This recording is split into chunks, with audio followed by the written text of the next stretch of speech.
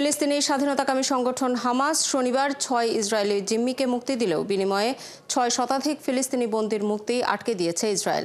Netanyahu সরকার বলেছে তারা ফিলিস্তিনি বন্দীদের মুক্তি অনির্দিষ্টকালের জন্য স্থগিত করেছে। হামাস অভিযোগ করেছে গাজায় যুদ্ধবিরতি চুক্তি নস্যাৎ করতে নেতানিয়াহু নোংরা খেলা খেলছেন। এদিকে ইসরায়েলের এই সিদ্ধান্তে যুদ্ধবিরতি চুক্তি ভেঙে যাওয়ার শঙ্কা তৈরি হয়েছে। আরও জানাচ্ছেন শারমিন শ্রাবণী। দীর্ঘদিন পর স্বজনদের কাছে ফিরে যাওয়ার এই আনন্দ ছুঁয়ে গেছে ইসরায়েলি জিম্মিদের। পরিবারের সাথে দেখা হয়ে অনেকেই আবেগ আপ্লুত হয়ে পড়েন। তবে ঠিক উল্টো চিত্র দেখা গেছে ফিলিস্তিনি বন্দীদের পরিবারগুলোতে। দিন পেরিয়ে রাত হয়ে গেলেও শেষ মুহূর্তে চুক্তি অনুযায়ী ৬০২ জন ফিলিস্তিনি বন্দীকে মুক্তি দেয়নি নেতানিয়াহু সরকার। অপেক্ষারত ফিলিস্তিনি পরিবারগুলো আপনজনদের না পেয়ে শেষ পর্যন্ত খালি হাতেই ফিরে গেছেন। ইসরায়েলি প্রধানমন্ত্রী বেনিয়ামিন নেতানিয়াহুর অভিযোগ, সর্বশেষ মুক্তি পাওয়া জিম্মিদের অপমানজনক অনুষ্ঠানের মাধ্যমে মুক্তি দেয়ায় আপাতত ফিলিস্তিনি বন্দীদের মুক্তি দেয়া হবে না। এ ঘটনায় নেতানিয়াহুর বিরুদ্ধে চুক্তি বাস্তবায়নে গড়িমসি এবং যুদ্ধ দীর্ঘায়িত করার কৌশলের অভিযোগ তুলেছে হামাস। আমরা বিশ্বাস করি আবারও এই চুক্তিকে ভণ্ডুল ও গুরুত্বহীন করার নোংরা খেলা চলছে, আর এই খেলার মাধ্যমে আবার নতুন করে যুদ্ধে ফিরে যাওয়ার বার্তা দেওয়া হচ্ছে।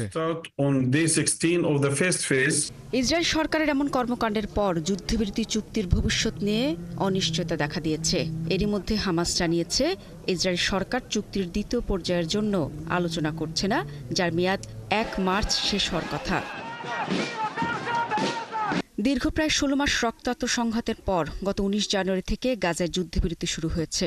যুদ্ধবিরতি চুক্তির প্রথম পর্যায়ে ইসরায়েলি বন্দীদের মুক্তি, গাজার কিছু অংশ ইসরায়েলি সেনাদের প্রত্যাহার এবং মানবিক সাহায্য পাঠানোর বিষয়টি উল্লেখ ছিল। আর দ্বিতীয় পর্যায়ে সব ইসরায়েলি বন্দী মুক্তি এবং স্থায়ী যুদ্ধবিরতি বাস্তবায়ন হওয়ার কথা। শারমিন শ্রাবণী, ৭১। গাজায় ধ্বংসস্তূপের ভেতর থেকে আরও ৭ জন ফিলিস্তিনির মরদেহ উদ্ধার করা হয়েছে। এর ফলে গাজায় মোট নিহতের সংখ্যা প্রায় ৪৮,৩৩০ জনে পৌঁছেছে। শনিবার স্থানীয় সময় রাতে বার্তা সংস্থা আনাদোলুর এক প্রতিবেদনে এই তথ্য জানানো হয়েছে। গাজায় হামাস নিয়ন্ত্রিত স্বাস্থ্য মন্ত্রণালয় জানিয়েছে গেল ৪৮ ঘণ্টায় ইসরায়েলি বাহিনীর হামলায় ২ জন ফিলিস্তিনি নিহত হয়েছেন, এতে আহত হয়েছেন আরও কয়েকজন। এ নিয়ে গাজায় এখন পর্যন্ত ইসরায়েলি বাহিনীর হামলায় প্রায় ১,১১,৭৫৩ জন ফিলিস্তিনি আহত হয়েছেন। জাতিসংঘ বলছে ইসরায়েলি বাহিনীর হামলার কারণে গাজায় ৮৫% ফিলিস্তিনি বাস্তুচ্যুত হয়েছেন। এছাড়া ইসরায়েলি বাহিনীর হামলায় গাজার প্রায় ৬০% অবকাঠামো ক্ষতিগ্রস্ত হয়েছে। পাকিস্তান তেহরিক ইনসাফের খাইবার পাখতুনখোয়া সভাপতি জুনায়েদ আকবর ইসলামাবাদ হাইকোর্টে একটি আবেদন দাখিল করেছেন। এতে কারাবন্দী সাবেক প্রধানমন্ত্রী ও দলের প্রতিষ্ঠাতা ইমরান খানের সঙ্গে দেখা করার অনুমতি চাওয়া হয়েছে। আবেদন দাখিলের বিষয়ে আকবর বলেন, ইমরান খানের সঙ্গে সাক্ষাৎ করতে না দিয়ে সরকার নিয়ম লঙ্ঘন করছে। পিটিআইয়ের সিনিয়র নেতারা ইমরান খানের প্রতি অন্যায্য আচরণের বিষয়টি প্রধান বিচারপতির কাছে উত্থাপন করবেন। এদিকে পাঞ্জাব সরকার জানিয়েছে ইমরান খানের সঙ্গে সাক্ষাতের ওপর কোনো বিধিনিষেধ আরোপ করা হয়নি। পাঞ্জাবের তথ্যমন্ত্রী আজমা বুখারি এক বিবৃতিতে বলেন, পিটিআই প্রতিষ্ঠাতার পরিবার, আইনি দল এবং দলীয় নেতারা নিয়মিতভাবে তার সঙ্গে দেখা করে যাচ্ছেন। তিনি পিটিআই এর দাবির সমালোচনা করে বলেন, তারা কারাগারটিকে একটি বিনোদন পার্কের মতো মনে করছেন, যে কেউ যে কোনো সময় অবাধ প্রবেশাধিকার পেতে পারে বলে আশা করছে। ভারতের তেলেঙ্গানায় একটি নির্মাণাধীন সুড়ঙ্গের একটি অংশ ধসে পড়ে অন্তত ৮ শ্রমিক আটকা পড়েছেন বলে আশঙ্কা করা হচ্ছে। শনিবার নাগর কুর্নুল জেলার নির্মাণাধীন শ্রীশৈলম বাম তীর খাল প্রকল্পে দুর্ঘটনাটি ঘটে। পুলিশ জানিয়েছে, শ্রীশৈলম বাঁধের পেছনের সুড়ঙ্গের একটি অংশে শ্রমিকরা লিকেজ মেরামত করার সময় এই ঘটনা ঘটে। তাদের মধ্যে বেশ কয়েকজন শ্রমিক বেরিয়ে আসতে পারলেও এই ৮ জন ভেতরে আটকা পড়েছে বলে আশঙ্কা করা হচ্ছে। স্থানীয় কর্তৃপক্ষ জানিয়েছে তাদের বের করে আনতে এখনও অভিযান চলছে। তারা আরও জানান, সুড়ঙ্গটি ১০ মিটারেরও বেশি ধসে পড়েছে এবং ২০০ মিটারের বেশি জায়গায় কাদা ছড়িয়ে পড়েছে। এই ঘটনায় সামাজিক যোগাযোগ মাধ্যমে এক বার্তায় শোক প্রকাশ করেছেন মুখ্যমন্ত্রী রেবন্ত রেড্ডি। ব্রাজিলের অ্যামাজনের একটি শহরে বিশালাকার গর্তের সৃষ্টি হয়েছে। এই গর্ত কয়েকশো বাড়ি গ্রাস করে ফেলতে পারে এমন আশঙ্কা থেকে সেখানে জারি করা হয়েছে জরুরি অবস্থা। স্থানীয় কর্তৃপক্ষ বলছে, শহরটিতে এরই মধ্যে কয়েকটি ভবন ধসে পড়েছে। তবে এই বিপর্যয়ের পেছনে প্রাকৃতিক কারণের পাশাপাশি মানবসৃষ্ট কারণকেও দায়ী করছেন বিশেষজ্ঞরা। আরও জানাচ্ছেন ঋতু সাহা। ভয়াবহ সংকটের মুখে পড়েছে আমাজন বনাঞ্চলের বরিতিকোপু শহর। মাটি ক্ষয়ে বিশাল এক গর্ত তৈরি হওয়ায় বাড়ি ঘর হারানোর শঙ্কায় পড়েছেন হাজারো মানুষ। পরিস্থিতি এতটাই ভয়াবহ যে স্থানীয় সরকার জরুরি অবস্থা জারি করতে বাধ্য হয়েছে। ভূপ্রকৃতি বিশেষজ্ঞরা বলছেন, বালুকাময় অঞ্চলে এমন বিপর্যয়ের মূল কারণ অতিবৃষ্টি, বন উজাড় আর দুর্বল অবকাঠামো নির্মাণ। সম্প্রতি ভারী বৃষ্টিপাতের কারণে পরিস্থিতির আরো অবনতি হয়েছে। পাশাপাশি বন উজাড় করে অপরিকল্পিত নির্মাণ কাজও ভূমিধসের জন্য দায়ী। গেল ৩০ বছর ধরে এই সমস্যা থাকলেও এবারের পরিস্থিতি সবচেয়ে ভয়াবহ। ব্রাজিলের এই শহরটিতে ৫৫,০০০ মানুষের বাস। ব্রিটিশ দৈনিক দ্য গার্ডিয়ানের প্রতিবেদনে বলা হয়েছে, এর মধ্যে ১,২০০ জন বাসিন্দা তাদের বসতঘর হারানোর শঙ্কায় রয়েছেন। গর্তের আকার বড় হতে হতে ক্রমে আবাসিক এলাকার দিকে এগোচ্ছে।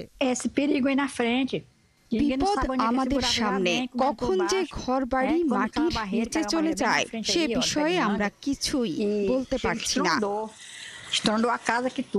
বিশেষজ্ঞরা বলছেন, সঠিক পরিকল্পনা ও পরিবেশ বান্ধব উন্নয়ন নীতির অভাবেই এমন পরিস্থিতি সৃষ্টি হয়েছে। এখনই ব্যবস্থা না নিলে ভবিষ্যতে শহরটি আরো বড় বিপর্যয়ের মুখে পড়তে পারে বলে শঙ্কা প্রকাশ করেছেন তারা। ঋতু সাহা, ৭১। জোট সরকার পতনের ৩.৫ মাস পর নতুন করে নির্বাচন হচ্ছে জার্মানিতে। দেশটির পার্লামেন্টের ২১তম নির্বাচনে ভোট দিচ্ছেন নাগরিকরা। ভোটার সংখ্যা ৫,৯২,০০,০০০। ৬৩০টি আসনের বিপরীতে লড়ছে ২৯টি দল। বিভিন্ন জনমত জরিপে সরকার গঠনের ক্ষেত্রে রক্ষণশীল খ্রিস্টান ডেমোক্র্যাট পার্টির সিডিইউর সম্ভাবনাকে এগিয়ে রাখছে। দলটির প্রার্থী ফ্রেডরিক মেটস বলেছেন, তারা ক্ষমতায় গেলে জার্মানি ইউরোপের দায়িত্ব নেবে। বিদায়ী চ্যান্সেলর ওলাফ শোলজের দল মধ্য বামপন্থী সোশ্যাল ডেমোক্রেটিক পার্টি এসপিডি ভোটে দ্বিতীয় হতে পারে। তেমনটা হলে সিডিইউ এবং এসপিডিই জোট গঠন করতে পারে, তবে শোলজ আর চ্যান্সেলর পদে ফিরতে পারবেন না বলে ধারণা করা হচ্ছে। তবে এবার কট্টর ডানপন্থী দল অল্টারনেটিভ ফর জার্মানি এএফডির উত্থান নিয়েও বাড়ছে শঙ্কা। অভিবাসন বিরোধী কট্টর জাতীয়তাবাদী দল এএফডি এবার ২০% বেশি ভোট পেলে পার্লামেন্টে তাদের আসন ১৫০-তে পৌঁছতে পারে।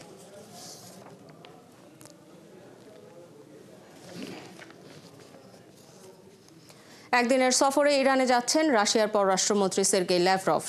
সফরকালে ইরানের পররাষ্ট্রমন্ত্রীদের সঙ্গে বৈঠক করবেন তিনি। শনিবার ইরানের পররাষ্ট্র মন্ত্রণালয় এক বিবৃতিতে এই তথ্য জানিয়েছে। ইরানের পররাষ্ট্র মন্ত্রণালয়ের মুখপাত্র ইসমাইল বাঘেরি এক বিবৃতিতে বলেছেন, দ্বিপক্ষীয় সম্পর্ক এবং আঞ্চলিক ও আন্তর্জাতিক বিভিন্ন বিষয় নিয়ে ইরান ও রাশিয়ার মধ্যে চলমান আলাপ আলোচনার মধ্যেই রাশিয়ার পররাষ্ট্রমন্ত্রী এই সফর করবেন। বিবৃতিতে আরও বলা হয়েছে, সফরকালে ইরানের বেশ কয়েকজন কর্মকর্তার সাথে বৈঠক করার কথা রয়েছে ল্যাভরভের। এদিকে রাশিয়ায় নিযুক্ত ইরানের রাষ্ট্রদূত বলেছেন, আগামী মঙ্গলবার একদিনের সফরে তেহরানে যেতে পারেন ল্যাভরভ। এর আগে ২০২৩ সালের অক্টোবরে ইরান সফরে যান ল্যাভরভ। আজারবাইজান এবং আর্মেনিয়ার মধ্যে উত্তেজনা নিরসনে একটি বৈঠকে যোগ দিতে তিনি এই সফরে যাচ্ছেন। ইউক্রেন রাশিয়া যুদ্ধের ইস্যুতে জাতিসংঘে উত্থাপনের জন্য শুক্রবার একটি খসড়া প্রস্তাব দিয়েছে যুক্তরাষ্ট্র। এতে রাশিয়ার অধিকৃত ইউক্রেনের ভূখণ্ড নিয়ে কোনো কথা বলা হয়নি। রাশিয়ার হামলারও নিন্দা জানানো হয়নি। একই দিন ইউক্রেন ও তার ইউরোপীয় মিত্ররাও জাতিসংঘে আলাদা আরেকটি প্রস্তাব উত্থাপন করেছে। আগামী সোমবার ২৪শে ফেব্রুয়ারি জাতিসংঘের সাধারণ অধিবেশনে এই প্রস্তাব দুটি নিয়ে আলোচনা শেষে ভোটাভুটি হবে। এদিনই রাশিয়া ইউক্রেন যুদ্ধের ৩ বছর পূর্ণ হবে। ওয়াশিংটনের ৬৫ শব্দের বিবৃতিতে রাশিয়া ইউক্রেন যুদ্ধে মানুষের মর্মান্তিক মৃত্যুতে শোক প্রকাশ করা হয়েছে। পাশাপাশি সংঘাত দ্রুত শেষ করতে আহ্বান জানানো হয়েছে। জাতিসংঘে নিয়োজিত রাশিয়ার রাষ্ট্রদূত ভাসিলি নেবেনজিয়া যুক্তরাষ্ট্রের প্রস্তাবকে ভালো পদক্ষেপ বলে মন্তব্য করেছেন। এদিকে ইউক্রেন ও তার ইউরোপীয় মিত্রদের প্রস্তাবে চলতি বছরের মধ্যে যুদ্ধ শেষ করতে কূটনৈতিক চেষ্টা দ্বিগুণ করার উপর জোর দেওয়া হয়েছে। এটা শেষ করতে কি কি উদ্যোগ নেওয়া হতে পারে সেগুলোর কিছু বর্ণনা দেওয়া হয়েছে। প্রস্তাবটিতে রাশিয়ার নিন্দা জানানো এবং ইউক্রেনের ভূখণ্ডের অখণ্ডতার কথা বলা হয়েছে। রাশিয়ার বিরুদ্ধে যুদ্ধে ইউক্রেনকে যুক্তরাষ্ট্রের দেয়া শত শত কোটি ডলারের সহায়তা ফেরত চান যুক্তরাষ্ট্রের প্রেসিডেন্ট ডোনাল্ড ট্রাম্প। শনিবার রাজধানী ওয়াশিংটন ডিসির বাইরে নিজ দল রিপাবলিকান পার্টির সদস্যদের বার্ষিক জমায়েত কনজারভেটিভ পলিটিক্যাল অ্যাকশন কনফারেন্সে একথা বলেন তিনি। ট্রাম্প আরও বলেন, ইউক্রেনকে ঋণ হিসেবে অর্থ দিয়েছে ইউরোপ, তারাও তাদের অর্থ ফেরত পাবে। তবে যুক্তরাষ্ট্র এমন কোনো শর্তে ইউক্রেনকে অর্থ দেয়নি। তাই তিনি চান যুক্তরাষ্ট্রের দেয়া অর্থের বিনিময়ে ইউক্রেন যেন কিছু একটা দেয়। তাই যুক্তরাষ্ট্র এখন ইউক্রেনের কাছে তাদের বিরল খনিজ সম্পদ এবং জ্বালানি তেল চাইছে। এর আগে ইউক্রেনকে সাবেক প্রেসিডেন্ট জো বাইডেনের প্রশাসনের দেয়া সহায়তার অর্থ ফেরত চাওয়ার প্রসঙ্গে কথা বলেন ট্রাম্প। এদিকে ইউক্রেন শিগগিরই খনিজ চুক্তি মেনে নেবে বলে আশা প্রকাশ করেছেন ট্রাম্প। তিনি বলেন, ইউক্রেন খুব দ্রুতই তাদের খনিজ সম্পদ যুক্তরাষ্ট্রের বিনিয়োগ করার বিষয়ে একটি প্রস্তাবিত চুক্তি গ্রহণ করবে।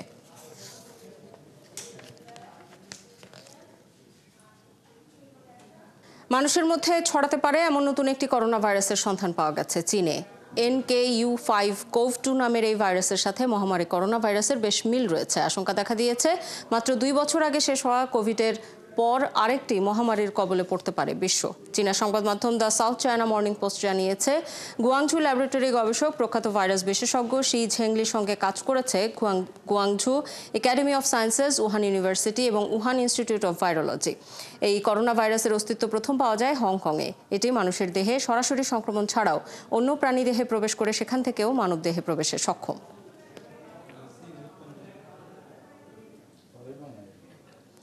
কাতারের সাবেক আমির বা রাষ্ট্র সরকার প্রধান শেখ হামাদ বিন খলিফা আল থানির বড় ছেলে Sheikh Tamim bin Hamad Al Thani কাতারের আমির হন 2013 সালে। এই মুহূর্তে কাতার থানি পরিবার বিশ্বের সবচেয়ে ধনী রাজবংশ। ব্লুমবার্গের তথ্য অনুযায়ী আল থানি পরিবারের সদস্যদের মোট সম্পত্তির পরিমাণ $33,500 কোটি ডলারেরও বেশি। তবে তার অর্থ সম্পদের পরিমাণ আসলে কত, রাষ্ট্রীয়ভাবে এই তথ্য গোপন রাখা হয়। সৃষ্টি ঘটকের প্রতিবেদনে বিস্তারিত। আল থানি পরিবারের সদস্যদের মধ্যে যারা দেশে আছেন তারা বসবাস করেন রাজধানী দোহায় রাজকীয় প্রাসাদে। বিশাল এই প্রাসাদের অন্তত 15টি স্থানে স্বর্ণের কারুকাজ রয়েছে এবং এর গ্যারেজে 500টি গাড়ি রাখা যায়। এছাড়া পার্শ্ববর্তী দেশ ওমানে আমিরের নিজস্ব একটি প্রাসাদ রয়েছে। শেখ তামিমের প্রমোত্তরি কাতারা বিশ্বের সবচেয়ে দামি এবং বিলাসবহুল প্রমোত্তরিগুলোর মধ্যে একটি। 124 মিটার লম্বা এই তরিটির দাম $40 কোটি। একটি হেলিপ্যাড এবং যাত্রীদের জন্য বেশ কয়েকটি ডেক রয়েছে কাতারায়। কাতারের আমিরের অবশ্য মোট 4টি প্রমোত্তরি ছিল, কিন্তু 2019 সালে কাতার শিপইয়ার্ডে আগুন লেগে 3টি প্রমোত্তরি পুড়ে ছাই হয়ে যায়। কাতার আমিরি ফ্লাইট নামের একটি নিজস্ব বিমান পরিষেবা সংস্থা রয়েছে কাতারের আমিরের। শুধু রাজপরিবারের সদস্য এবং সরকারের উচ্চ পদস্থ কর্মকর্তারাই কেবল এই পরিষেবা নিতে পারবেন। কাতার আমিরি ফ্লাইটের উড়োজাহাজের সংখ্যা মোট 14টি। এসব উড়োজাহাজের মধ্যে 3টি বোয়িং 7478 বিমান রয়েছে। প্রতিটির দাম $40 কোটি বেশি। বাকি 11টি এয়ারবাস বিমান। এগুলোর প্রতিটির দাম $10 কোটি থেকে $50 কোটি।